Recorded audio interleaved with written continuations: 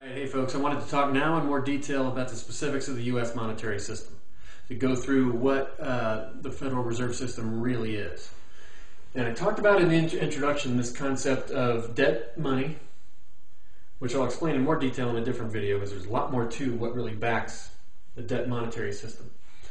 But I talked about banks issuing money as an asset to themselves and a debt to the people. And this is a world of sort of people on one side and capital on the other, and capital interests, the people that serve capital, on this side of the world. What I didn't mention yet is that the money for the people is attached to interest, and it has to be paid back, all of it. So this is sort of pure private sector monetary system, where you would have rich people forcing other people to go into debt to them, working for them, giving them value, return on capital. But of course now we have governments as well. Say the U.S. government up here, which has its own balance sheet, and states, of course, which have their balance sheet. Now, the U.S. government was supposed to control money and regulate its value, according to Article 1, Section 8 of the Constitution. That's the government's explicit role. But they don't. All they can get is debt. Over here on the liability side of their balance sheet. And same with the states. All the states can get is debt. And they have so much debt now that they're pretty much out of business. They're not states anymore. They're administrative districts of the capital machine. And it's just a matter of time before the same dynamic happens with nations. So when the government wasn't doing its job, you had local banks that could engage in their own practices of inflating and deflating. So you might have a local bank in Des Moines, Iowa, serving local farmers, like corn farmers in Iowa, and the bank might be run by capital holders in London or New York. But the bank could inflate the market and then deflate it and drive all the farmers off the land, collect the land for the banks and the capital machine, and then sell it off to doctors and lawyers and MBAs, the people that serve the capital machine, or the people that get paid by the capital machine. And that's exactly what happened. It's how the Midwestern farming industry was restructured and taken out of the hands of farmers. So the farmers are now nothing but tenants on land held by lawyers and business people.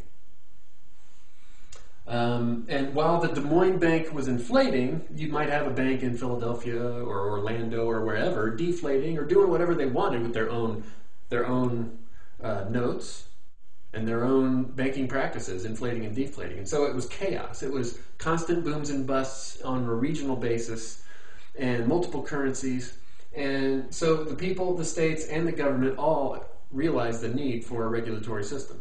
They basically realized the need for the government, for the feds to do their job according to Article 1, but of course they didn't, and so we had this thing called the Fed. And the Fed would have most people believe that it sits on this side of the world and it just regulates the money pumped out by the government.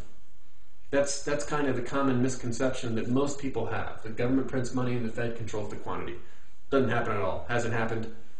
Well, it never happened under the Fed. In fact, it's the exact opposite. The Fed is a mechanism by which the government is put in debt to control the people, because the Fed really doesn't sit on this side of the world. The real power of it sits on this side of the world. The Fed sits on both. It's really a sort of a fascist organization between big government and the big capital interests. But the power is in the 18 primary dealer cartel banks. Those are the biggest banks in the United States. JP Morgan Chase, that's the main bank. That's the Fed bank. That's the bank with the real power. Goldman Sachs, really powerful bank.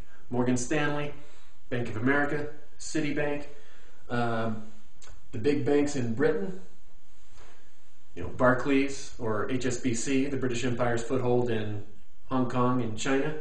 RBC, the foothold in Canada, RBS, foothold in Scotland, Deutsche Bank in Germany, BNP Paribas in France, the big banks in Switzerland, and the big banks in Japan. Japan? What's Japan doing in this cartel? Well, that's the end result of World War II was conquering Japan, conquering Germany, restructuring Germany such that it was forced into the Anglo-American banking alliance. That's the real result of World War II, and of course it brought in the rest of Europe as well. And so this global cartel, this cartel that's basically in what people would call the north region of the world and the west region of the world. It's the north and the west, and they've been the growth engine through the 20th century. So it's a very powerful cartel, a very powerful monetary system with a very powerful currency. The people that claim the dollar is backed by nothing and it's just worthless paper couldn't be further from the truth. You don't get the most powerful empire in history based off worthless crap. So I'll get into that in a future video as well, because that really needs to be corrected. You need to understand what's behind the dollar. So all these banks have their own balance sheet, and they issue money to themselves, just like other banks do, as an asset, and they inject it to the corporate system as a debt to the corporations, or they inject it to the government as a debt to the government, and that is what's called a bond on the big bank's balance sheet.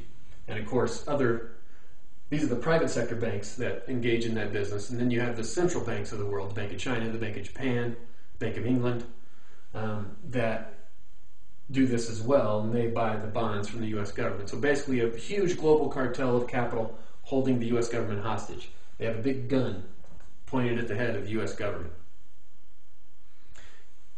And that gun forces the U.S. government to milk the people and farm the people for the capital system. So not only are the people being sucked over here through the commercial banking operation, but also being funneled up through here, through the government, and over to the cartel, by the government being forced to go into debt to the banks. So it's a huge farming operation where the people engage in work. They're the ones creating real value. They're the ones sweating, commuting, doing jobs they generally don't like, to serve the capital machine that needs its debt paid off, or needs to collect on its debt. So that's the dynamic of this monetary system, where massive monetary flows are flowing from here over to here. And then it gets injected back throughout the world, because again, it's a global monetary cartel. And a lot of it might come right back into the United States, especially in the high-tech sector, as it gets sucked, as high-tech products get sucked through the corporate system, and the corporate system's getting capital injection from here. They'll inject it back through Hollywood, of course. It's really important for them to control the minds of the people.